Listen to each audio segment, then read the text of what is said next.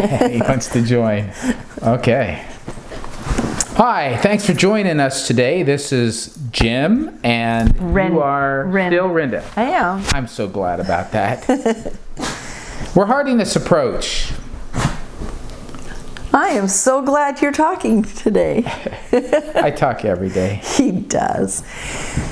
I had a fun experience yesterday when I went over to one of our subscribers' channels and listened to her talk. And I was so moved by what she said, I wrote to her and asked her if I could share her video. I asked her if I could put it on our webpage as a testimonial, of which we will do. And I've also taken it and edited it just a little bit and put it together on this video. The video is Marianne Lawrence, and she's 81 years old and surviving the 80s. Surviving the 80s. And she, we've talked about her before. She's brand new to YouTube and doing an amazing job.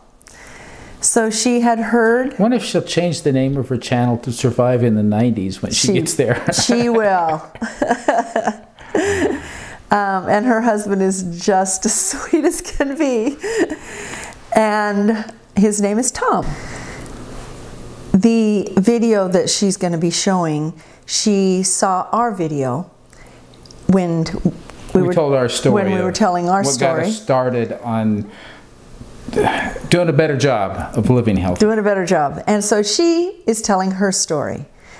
It's about... Her story is more compelling than ours.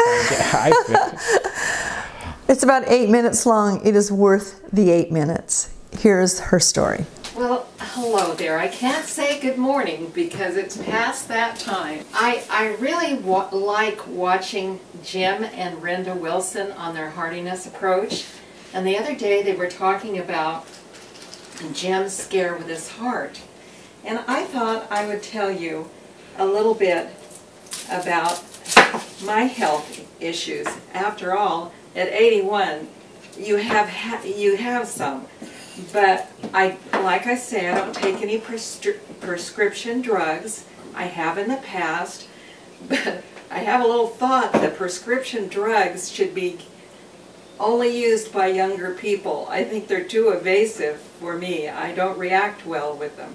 But anyway, we moved here off of 50 acres, a big pond, goats, chickens, all that stuff, a big garden, when I was 74. And that fall, at 75, for my birthday, I started learning about herbs from herbmentor.com, really good site. I did that for 6 years. I just recently decided I don't have enough learning, but I better put into practice what I have learned. It was a big change to move where we are now. We were living at over 3,000 feet. We're living at sea level, I think 23 feet. And that's quite a difference. And where we were was way out in the country. My son, who lives right next to us, when he'd visit and come home, people would say, "Oh, do your folks live in the country?" No, they live in the wilderness. We moved here, I got a cold, I took the herb classes, and then that next summer, about August, I really realized that I was ingesting too much sugar and what sugar really could do. And it wasn't just the white sugar in the sack. When you eat a piece of bread, white bread, it turns to sugar before you even get it down your throat. And so I found out my blood sugar was creeping up there, that I better do something about it. So I eliminated the bread, I eliminated grains, and I can't even do quinoa. What else? Oh, potatoes and those sort of things. And so I really ate a lot of greens, a lot of salads. I don't know if you can see my salad, but and also at that time my weight had crept up. I weighed over 20 pounds what I do right now, at that time. And so I started eliminating the sugars. And actually, I wasn't a heavy sugar person. When you're this age, you realize that people are adding more and more sugar to things they cook. So I wasn't probably using near what everybody else was doing anyway. But for me, it was still too much. So when I eliminated that, I just started losing weight. I wasn't trying to lose weight. In fact, I was eating lots of fat foods. I mean, butter, cream. Anyway, I watched that, and my triglycerides were super high. And they just came down and down. I mean, dramatically down. And for my age, I think I have a really good number on my triglycerides. But they kept talking about my cholesterol, which I found out later really wasn't a bad number anyway. But being that I thought that red rice yeast was a natural product, that it would help. Actually, it's hardly any different from a statin drug. And I wouldn't have taken a statin drug, but I thought this was natural. And so I started taking it. And I've read since then, I think most of it comes from China, and if they don't have enough to fill the order, they just put in the drug. I've read that. Now, I don't know how true it is, but once I started taking it, it wasn't good. And at that time, I was walking, and now I'm about 76. I was walking 45 minutes in the morning with 2 dogs and 15 minutes in the evening. So it wasn't long, well, it was the February, and I was going to have company all day before I'd really had fun preparing and getting ready, and we were going to all eat here together. And I woke up that morning, and during the night, every time I woke up, my left jaw and throat and limp, it would just hurt in there, this area. And then if I get up, I was so dizzy I could hardly stand. And it got worse. And near morning, I was not only dizzy, I was nauseated, and I finally threw up.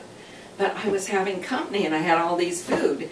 So little by little, I got myself together, and the company came, we had lunch, and as the day went on, I felt a little better, a little better, a little better, and then I sort of forgot about it. Well, a few days later, it happened again.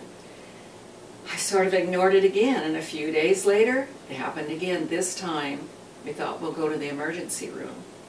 And they said I'd had a small heart attack. Well, when I went, it was not as bad as that first time. So I don't know what they would have said on the first time.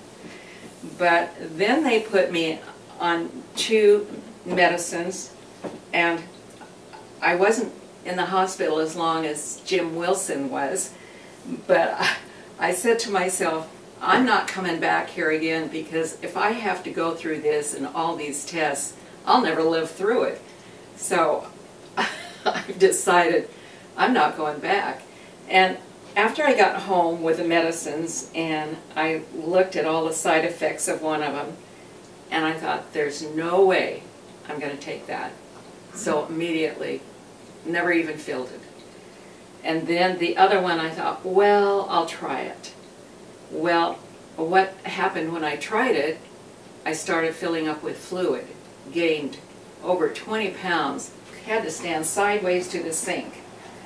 And then I got to reading all the little print. That's one of the side effects. So I stopped that, the swelling went down, and then I met a neighbor down the street.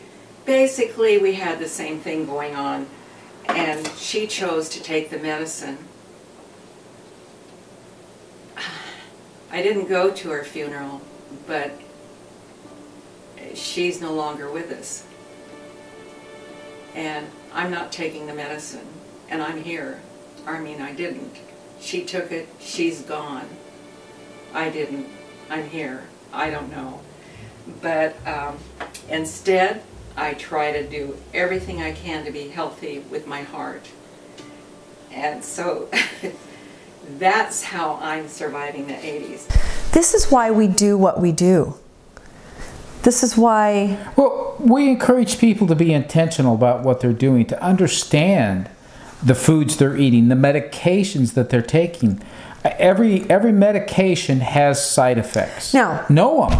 Please. We're not telling you to stop your medication. Absolutely not. But know what you're doing. Understand. Don't just blindly, without asking questions, say, okay, I'll do that, because... I could tell you many stories, but I won't. This is about food and about the way that food, eliminating the bad food, can change you. She said almost exactly verbatim what we had said. And I lost a bunch of weight, and I wasn't even trying to. Yeah. And I was eating fat. I mean, she said that exactly. We said that exactly. When you put the right fuel in your body just goes, oh, it knows yay, what to do with it. Thank you. I can use this. It's not this fake food that you keep putting in me. I mean, imagine if you're eating plastic all the time. Well, you might be. Who knows? So that's why we do this. Yeah, read those labels and then find out what they are. It may be other words for plastic that they're putting in there. If you have your own testimonial, by all means, share it with us. Oh, we love hearing them. Other people need to hear them, because I know there are a lot who have stories like Marianne's, like ours, but there may be others who are wondering, does my situation really fit? I mean, is this how it should be? Is my experience, is that true? Is this real? Or is this just happening to me, that I've done these things that have made me healthier? And on the other end of the spectrum is, yes, but I have this disease, so this isn't going to help me. Please, please, please, please, please have hope. Please get rid of the crud and just try this. We don't have any magic pill, or take this supplement, or do this thing, or do that. All we are done is got rid of the bad food. For those who have clinical disease, there are some adjustments that your doctor is most likely encouraging you and helping you to work through. But your doctor, I'm sure, agrees with what we're saying, that if you eat nutritious food and avoid non-nutritious food, that's a very general statement, you're going to be better off for it. I will tell you this. I used to work in a clinic where it was mandatory that the patients went through diabetes training when they had diabetes. Mandatory because it was military, and their families, it was mandatory for them to go through. And so they always educated them on what to do and how to eat and what to change. But the people didn't change. So the only thing the doctors are left with is to pull out the prescription pad and write out the prescriptions. They want you to change. They want you to change. We sometimes knock doctors because that's all they do is write prescriptions. If you can't, what choice do they have? If you don't change, that's the only thing they know. What doctor doesn't say eat better? Yeah. In fact, now they don't all agree yet on the right fats and all of that. Yeah. And I just want to do one clarification. When Marianne said my cholesterol was high, but it ended up not even mattering. Absolutely, ours too, his too. There's a whole different thing with what's good, what the cholesterol is that matters. When you are eating sugar, your body is making the bad cholesterol. When you are eating eggs and good meat and good protein and good fats, the cholesterol that you're putting in your body, from that, your body needs it. Your body's going to use it for what it does. Oh, okay. I don't have to make cholesterol out of this sugar because, hey, there's no sugar. Now they're putting in real food for me. So, sorry, got on my soapbox again. That's okay. Anyway, thank you, Marianne, for sharing this. Please, others, share with us. And share with everyone. Everybody eat better. And if somebody says, we're sounding preachy, yep, kind of maybe are.